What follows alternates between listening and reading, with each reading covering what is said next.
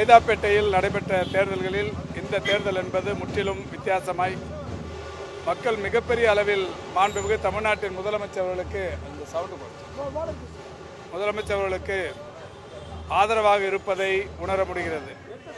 குறிப்பாக இன்றைக்கு நாங்கள் அடையாற்றங்கரை ஓரம் இருக்கிற பகுதிகளில் வாக்குகள் சேகரித்து வருகிறோம். அடையாற்றை ஆழப்படுத்தி அகலப்படுத்தி தூர்வாரி அழகுபடுத்தும் பணிகளுக்காக 1500 கோடி ரூபாய் நிதி ஒதுக்கீடு செய்திருக்கிறார்கள் மாண்புமிகு தமிழ்நாட்டின் முதலமைச்சர்கள்.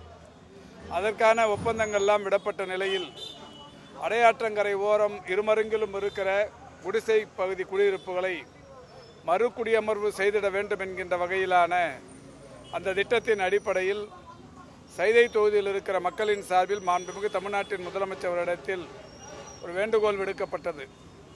இந்த குடியிருப்புதாரர்களை பொறுத்தவரை இங்கேயே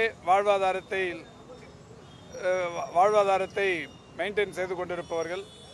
இவர்கள் சோழிங்கநல்லூருக்கு செம்மஞ்சேரிக்கு சென்று விட்டால் அவர்களுக்கான வாழ்வாதாரம் பாதிக்கப்பட்டுவிடும். எனவே சைதாப்பேட்டையிலேயே அவர்களை ஏதாவது ஒரு இடத்தில் புதிய குடியிருப்புகளை கட்டி மறுகுடியமர்வு செய்திட வேண்டும் என்கின்ற வகையில் கோரிக்கை வைக்கப்பட்டது.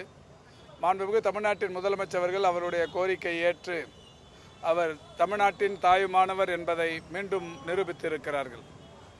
கடந்த 2 மாதங்களுக்கு முன்னால் கோட்டுப்புறத்தில் நடைபெற்ற நகர்ப்புற மேம்பாட்டு வாரிய குடியிருப்பு திறப்பு விழாவின் போது சைதாப்பேட்டையில் நாகிரெட்டி தோட்டம் பகுதியில் கலைஞர் நூற்றாண்டு உயர் சிறப்பு மருத்துவமனை எதிரில் 1700 புதிய குடியிருப்புகளை கட்டுவதற்கு அடிக்கல் நாட்டியிருக்கிறார்கள். இந்த 1700 புதிய குடியிருப்புகளில்தான் அடையாற்றங்கரை ஓரம் இருக்கிற இந்த குடிசை பகுதி மக்கள் குடியமர்த்தப்படவிருக்கிறார்கள். இப்படி சைதையில் இருக்கிற ஒரு குடியிருப்புதாரரின் உரிமையும் பாதிக்கப்பட விடாமல், அவருடைய வாழ்வாதாரம் எந்த வகையிலும் பாதிக்கப்படாமல் மாண்புமிகு முதல்வர்கள் செய்திருக்கிற இந்த மகத்தான காரியத்தை இன்றைக்கு மக்கள் நினைத்து பார்க்க தொடங்கி இருக்கிறார்கள்.